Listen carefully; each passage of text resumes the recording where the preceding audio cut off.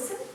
Mirjana has worked in both government and community sectors for more than 20 years, including more than 10 years at the Domestic Violence Crisis Service, and has a high level of understanding around the complex issues associated with domestic violence and its impacts on those who experience it. Mirjana is the Executive Director of the ACT Domestic Violence Crisis Service, which is a community sector organisation that provides 24/7 direct crisis intervention and support to the ACT community. Please welcome her.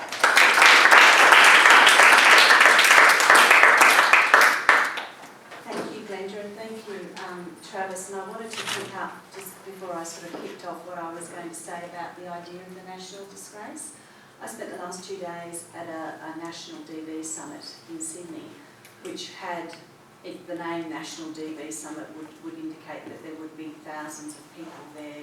It's got momentum happening in the country at the moment. We've got the launch of the second action plan under the national plan, and there was 100 people there around the country. And there was women speaking who were tired about speaking about this, and there were men, all of 5, who were so vibrant and come on, let's go, and we've got to convince our fellow men that, like Travis, to come in and engage in this discussion. So whilst we have a national disgrace, we have a tiredness around discussing it, and I'm really not sure how we keep this momentum going. And I think it's a national disgrace on many levels. It's probably in my mind the single biggest social issue that we've got to face. We hear the stats, we hear the horrendous 69 women who have lost their lives. And yet it doesn't seem to still have the same impact. It doesn't, if we had this many people dying on the roads, if we had this many people dying in other ways and in other circumstances, the entire country would be outraged. But the entire country isn't outraged. The people that are outraged are those of us that intersect with it. So that's, I guess, my frustration in this. So, firstly, I wanted to acknowledge the traditional owners of the land upon which we're meeting today and pay my respects to their elders, both past, present and future. And I'd also like to acknowledge any Aboriginal and Torres Strait Islander people who are present here with us in this forum. Today is Wednesday, 10th of December. It is International Human Rights Day, a day which actually concludes 16 days of activism against gender violence. It is an international campaign that aims to draw attention to the issue of gender-based violence, which is a fundamental violation of human rights. Men's use of violence against women remains a serious, pervasive issue that affects individuals, families, communities, and the entire social fabric of our society as a whole. So I've noticed a couple of different statistics being thrown around. I'm going to say 1 in 3 because that's my understanding of what the current stats are. So in Australia, 1 in 3 women over the age of 15 years has experienced physical assault, and over half of all women have experienced at least one incident of physical and or sexual violence in their lifetime. Intimate partner violence is the leading contributor to death, disability and illness in women aged 15 to 44 years. Men's violence against women is perpetrated most usually by women's intimate partner, and most of this violence occurs in homes. However, women are also subjected to non-partner violence, and I think we need to making sure that that is also kept on our agenda, including violence by a family member, companions, family friends, carers, colleagues, acquaintances or strangers. Men's violence against women affects women across all sectors of our society.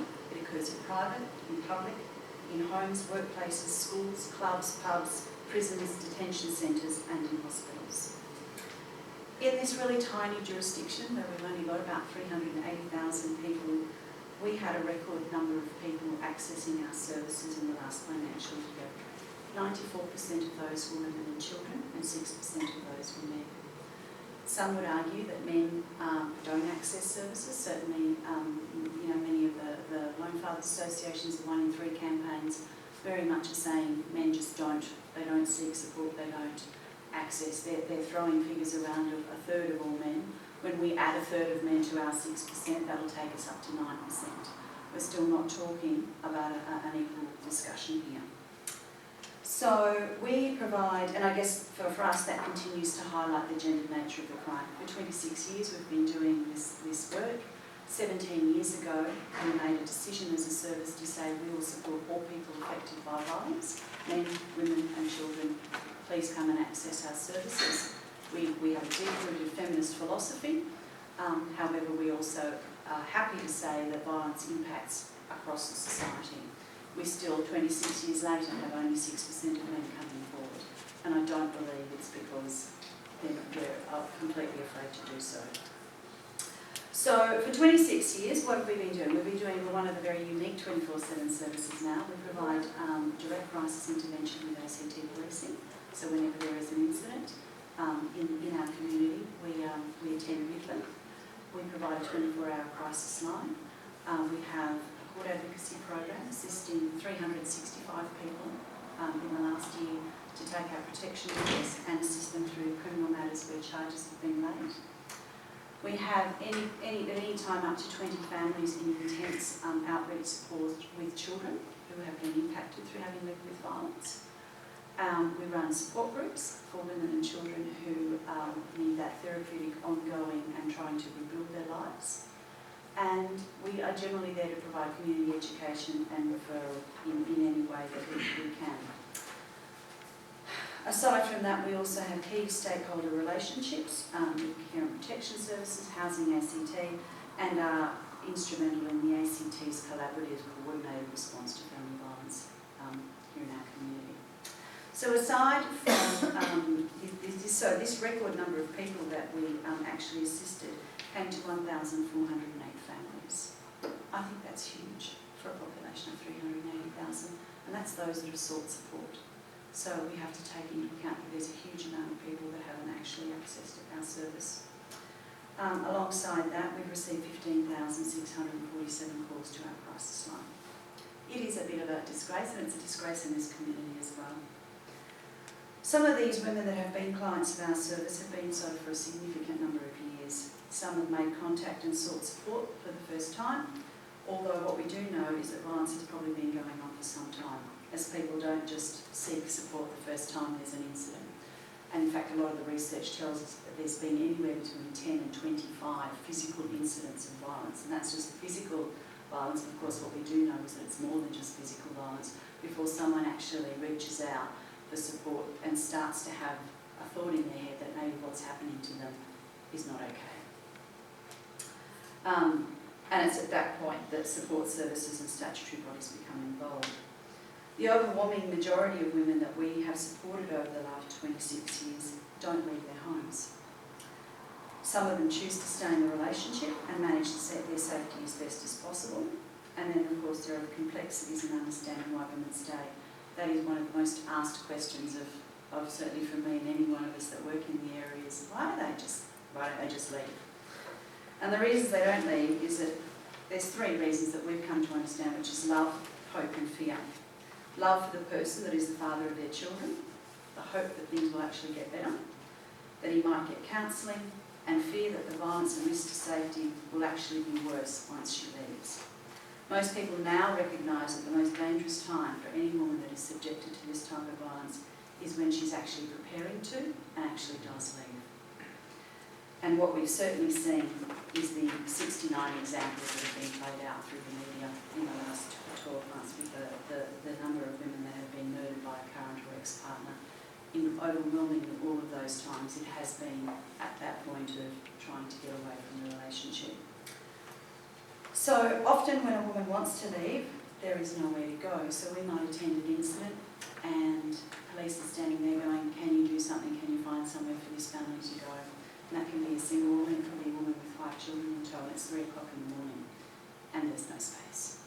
So what do you do? So I guess the thing is we can offer a motel room for that period of time until refuge space becomes available. We can't offer interstate options because if she has children, we have the family law arena sitting there going, you can't take children interstate because children, it is in the best interest of children still in our family law system to have access to both of their parents, despite the fact that many of us that work in the sector believe that when a man uses violence against his partner and his children, he should actually give up that right to having access to his children. So offering a few night for a hotel room for a few nights is not always the best option, given the added isolation that can create. Many women then might go on to apply for a protection order that sees the person using violence removed from the home. And as I've already said, we've supported 358 women through our court advocacy program in applying for a domestic violence order. Police intervention may also see the person charged that has used that violence and removed from the home with bail conditions in place, preventing them from returning. As I've said, our experience is that the majority of women subjected to violence stay in their own homes post that crisis. The large numbers of women in the ACT remaining at home is in part a result of the effectiveness of protection orders, first introduced in 1986, and the ACT's integrated response of the Family Violence Intervention Program, which was established in 1998. The other contributor to this scenario has been the rise in homelessness. Resources shrink, demands grow, the option for women to leave their homes has become increasingly limited. Concerns regarding the adequacy of the current ACT system to meet the needs of women staying home post-domestic violence were raised by our workers who experienced such difficulty trying to find appropriate supports to refer these women to at the end of that crisis period of time. And it is this involvement with the women that indicates that there is what I believe currently a gap in support services available to them. In our 2013 Staying at Home After DV project, we were aiming to research that anecdotal gap and identify areas for collaboration between relevant ACT services to implement holistic support systems for women who remain in their homes post-domestic violence. And I think when I say the overwhelming majority, we managed to get 8 women into a refuge at that point of crisis in a 12-month period of time. 8. And when you're supporting 1,408 women, 8 is nothing. So we've got this 1,400 that are staying at home. And I just don't think we've quite worked out how to do that. Many of the other states, Victoria, Western Australia, and New South Wales, all have staying at home, coordinated staying at home programs, which wrap around services to support those women. Currently the ACT system is you could go and get a protection order, police can charge and have that person that is using that violence removed from the home, but then what? How do you sustain yourself living in that place? So I guess the key outcomes of our project sought to provide an understanding of the ongoing supports required by women subjected to violence that remain in their homes post this, to try and identify examples of best practice services and supports for that target group and provide strategies to address the identified gaps in the continuum of care available to the target group. So we looked at 35 women and we looked at their experiences and where they had ended up over a significant number of years. And so I'm going to outline some of the things that we found these women were struggling with when they decided to, well, when they were forced to, I guess, stay at home. 77% of those women that we surveyed through that project were reported as suffering financial hardship. This included difficulty with payments of rent, mortgage, personal loans, childcare, school fees, children's recreational activities, utility charges, transport, medical and legal bills, and repairs to property damage, of some of which was substantial. The types of supports provided by our service to these families often included referral to care financial counselling, external emergency relief agencies such as St Vincent de Paul, Uniting Care and Victim Support ACT for assessment of victims of crime compensation. In a few cases there was support from a debt consolidation agency. The following factors directly related to the domestic violence and separation from the person using that violence were identified as having an impact on the woman's financial situation. There was a loss of income previously contributed to by the person that used that violence. Some of the women in paid employment lost wages due to taking time off, and many of them could never sustain working. Legal expenses, specialist medical expenses not covered by Medicare, including ambulance costs, and for those in their own homes or renting privately, repairs to that property damage, and a lack of access to funds tied up in family court proceedings, which took an average of 5 to 7 years. Employment problems. 81.8% of women in paid employment at the time of separation expressed that their capacity to function at work was completely impaired. They had difficulty attending work due to the emotional and physical trauma that they had sustained, and they needed to attend a whole host of legal, medical, child protection, support services. Who are you? Where am I meant to be today? Which appointment am I meant to be at? And feeling completely overwhelmed by that. And for some women, there was the lack of childcare options, particularly if that person that was using violence was in some cases the main carer. So we advocated of those 35 women on many occasions with employers for women to access flexible working arrangements, unpaid leave and paid leave entitlements. Now we know that Fair Work Australia has incorporated a DV clause into the National Employment Standards, allowing employees who are experiencing or are supporting someone experiencing domestic violence to access these flexible working arrangements. A welcome move, but there are some concerns around this because it's actually not enough to negate the bigger economic impact of taking unpaid leave or exhausting other paid leave entitlements. It also does not speak to the discrimination some women experience when employers and co-workers become aware of their circumstances. And if you happen to be a government employee, that information will be on your HR file. And there are some privacy issues that have been spoken to about that as well. Out on the table out there, I have got a piece of research that was published by Ludo McFerrin around women and who experience violence and employment situations. Property damage. 26.3% of the women living in their own homes or in private rental properties noted that there was extensive property damage as a result of domestic violence. The women in these cases expressed concern with not being able to actually afford the repairs, and the repairs were anywhere up around $50,000 depending on the type of damage that was done in the home. One homeowner unable to fund the repairs required was noted on several occasions as being in despair at being forced to live with the damage and the negative impact it was having on the family's recovery, a daily reminder of the violence.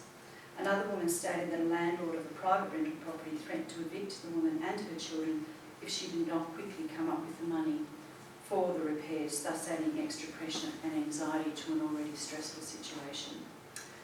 For the women in their own homes and renting privately, there was no known agency or avenue they could access or be referred to that would actually go anywhere near funding those property repairs.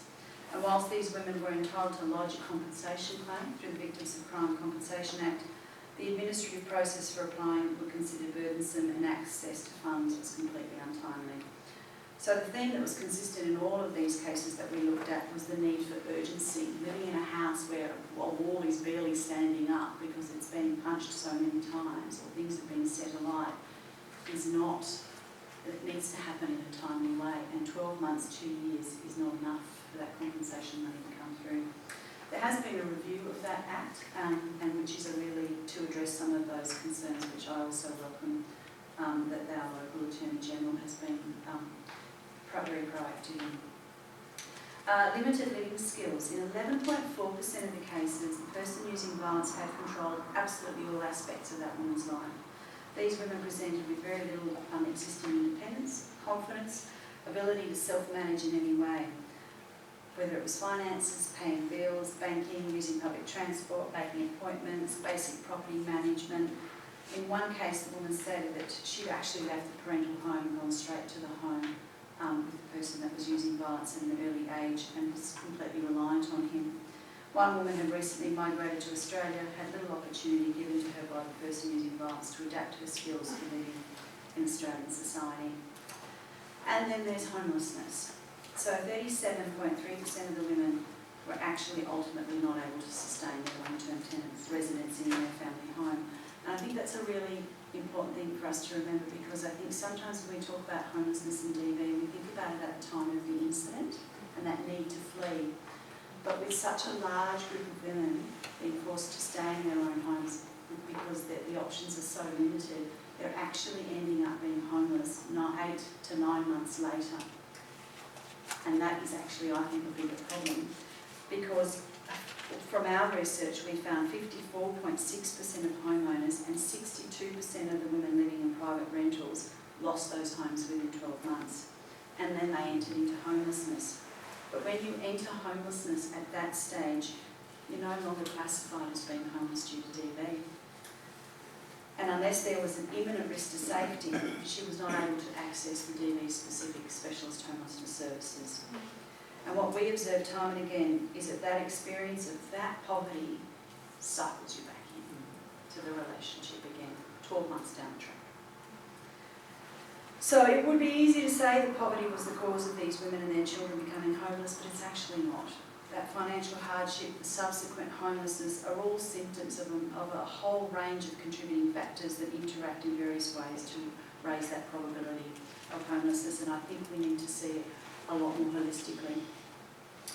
So the other following factors that we identified that contributed to these families becoming homeless within a 12-month period of time was that every single one of those 35 women had symptoms of post-traumatic stress disorder.